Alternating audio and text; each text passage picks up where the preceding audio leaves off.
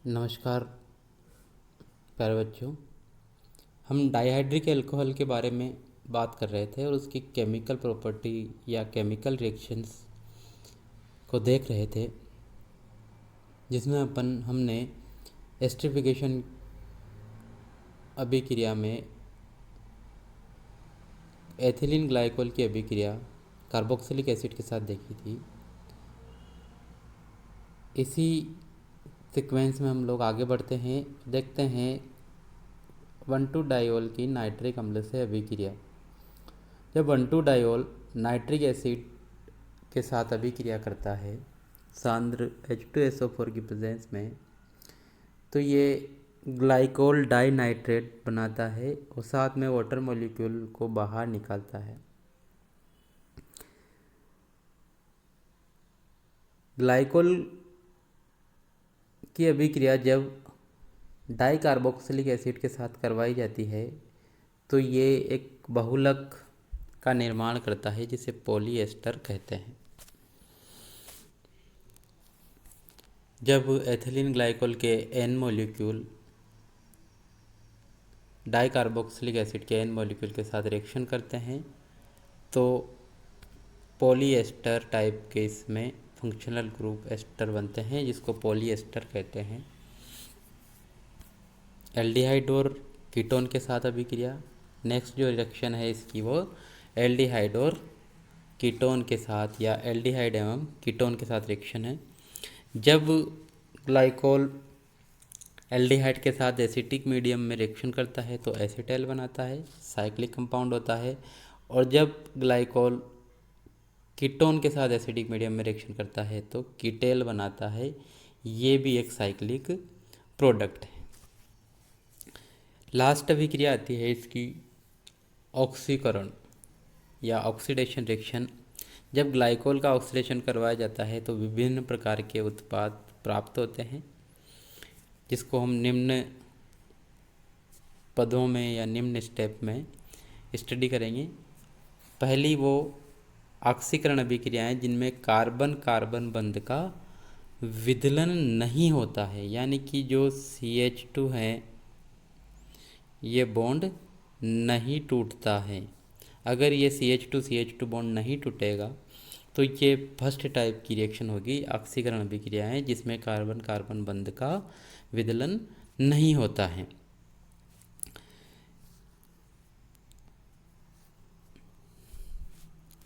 इसमें क्या कौन कौन सी रिएक्शन आती है? इसमें आती है जैसे अपन एथिलीन ग्लाइकोल का ऑक्सीडेशन करवाएं तो पहले एल्कोहल का ऑक्सीडेशन होगा एल्डिहाइड में, वो तो बनेगा ग्लाइकोलिक एल्डिहाइड। इस ग्लाइकोलिक एल्डिहाइड का दो तरह से ऑक्सीडेशन हो सकता है, या तो इस दूसरे वाले इथेनॉल या दूसरे वाले एल्कोहल ग्रुप का भी ऑक्सीडेशन करवाकर ग्लाइओक्सेल बना लें,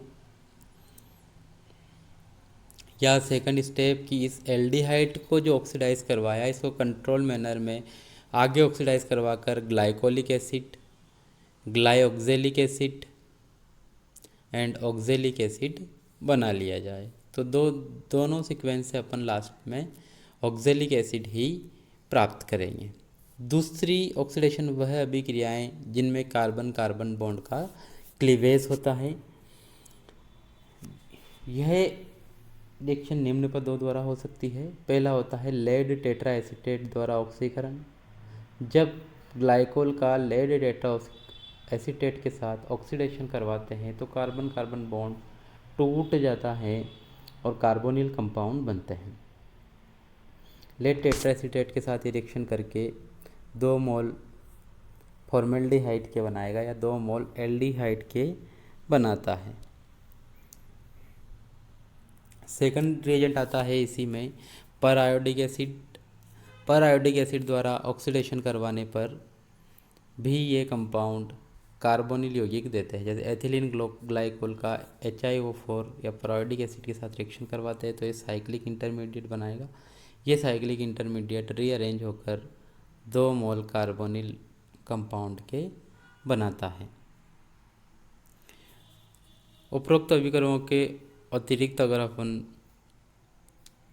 क्षारीय पोटेशियम परमैंगनेट, अम्लीय पोटेशियम डाइक्रोमेट या क्रोमिक एसिड के साथ करवाते हैं तो ये बॉन्ड टूटता है कार्बन कार्बन, इसमें कार्बोनिल कंपाउंड का आगे ऑक्सीडेशन होकर एसिड प्राप्त होता है। ये चीज़ यहाँ पे ध्यान रखने की है कि जब लेड टेट्रा एसिडेट और पर आयोडिक एसिड से करवाते हैं तो कार्बोनिल कंपाउंड प्राप्त होते हैं, लेकिन जब क्षारीय MnO4 अम्लीय K2Cr2O7 या क्रोमिक एसिड के साथ रिएक्शन करवाते हैं तो ये बनेगा इसमें कार्बोनिल ही, लेकिन कार्बोनिल आगे भी ऑक्सीडाइज हो जाता है एसिड में, तो फाइनल प्रोडक्ट क्या प्राप्त होगा, कार्बोक्सिलिक एसिड।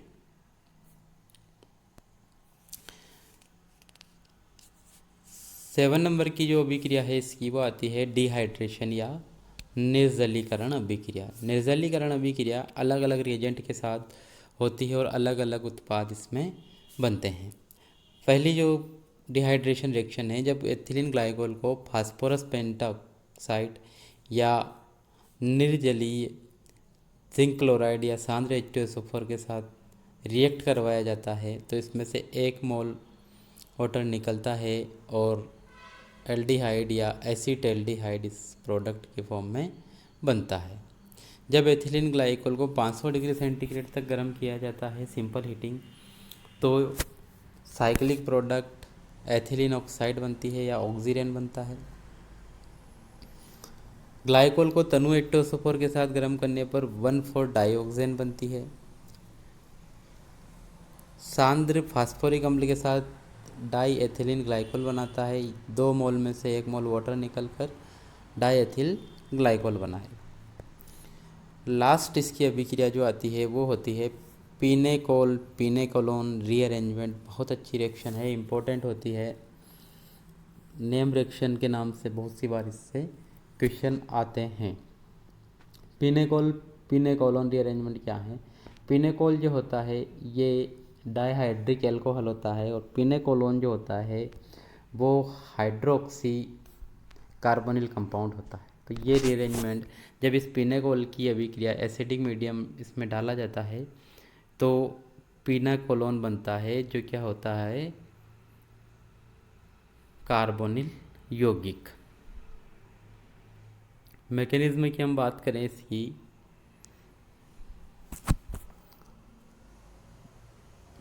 जब पिनेकोल पर एसिड की रिएक्शन करवाई जाती है तो ये एसिड हाइड्रोक्सी ग्रुप से अटैच होकर ऑक्सोनियम आयन बनाता है। ये ऑक्सोनियम आयन वाटर मॉलिक्यूल की फॉर्म में बाहर निकलकर कार्बोकेटाइन बनाता है। कार्बोकेटाइन में 1,2 मिथाइल शिफ्ट होता है जिससे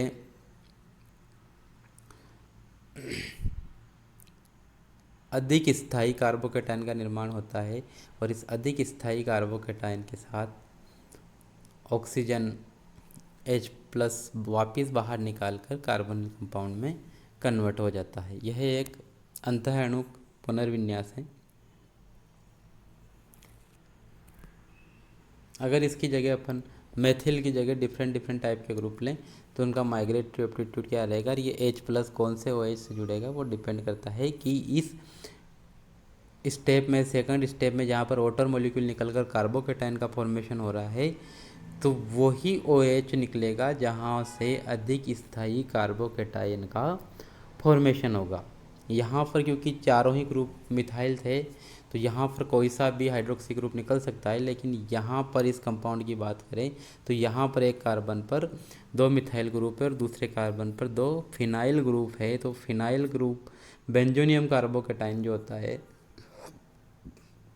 या बेंजाइल कार्बोकेटाइन जो होता है वो ज़्यादा स्थायी होता है as compare to 3 degree carbocation, इसलिए यहाँ पर फर्स्ट वाला OH निकलेगा। Semi pinacol rearrangement, semi pinacol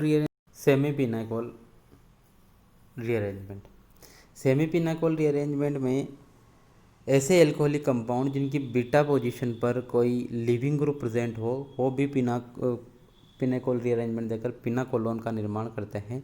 हम देख सकते हैं यहाँ पर जैसे beta amino, beta bromo, beta iodo, ये अलग अलग रिएजेंट के साथ रिएक्शन करके इंटरमीडिएट जैसा कि पिनाकोलोन रीअरेंजमेंट में बनता है कार्बोकेटाइन बनाते हैं और ये कार्बोकेटाइन रीअरेंज होकर पिनाकोलोन प्रोडक्ट बनाता है, इसलिए इस रिएक्शन को सेमी पिनेकोल रीअरेंजमेंट भी कहते हैं।